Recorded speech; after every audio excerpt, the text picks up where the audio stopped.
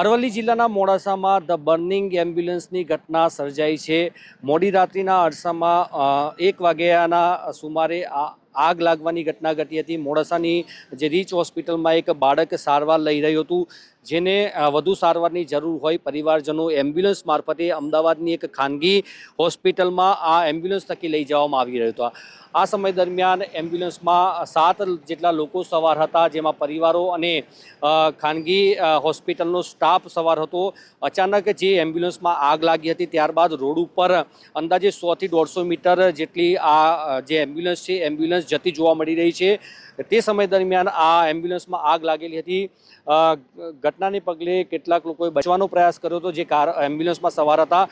કમનસીબે 4 લોકોના મોત નીપજ્યા છે, જેમાં 1 દિવસનું બાળકનો સમાવેશ થાય છે। તેના પિતા જે તબીબ છે અને નર્સ છે, આ 4 લોકોના મોત નીપજ્યા છે, જ્યારે એક મહિલા અને 2 પુરુષ જે છે એમનો આબાદ બચાવ થયો છે। તેઓને મોડાસાની ખાનગી હોસ્પિટલમાં સારવારથી દાખલ કરવામાં આવ્યા છે। કયા કારણોસર આગ લાગી છે એ ચોક્કસ હજુ તપાસનો વિષય છે। સમગ્ર ઘટનાને લઈને એફએસએલની મદદ પણ લેવામાં આવી રહી છે। મોડાસા ટાઉન પોલીસની ટીમ પણ ઘટના સ્થળે પહોંચી છે।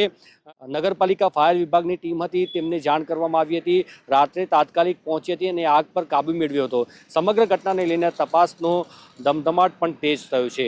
જયમીન સાથે અંકિત ચૌહાણ, મેરા ગુજરાત, અરવલ્લી।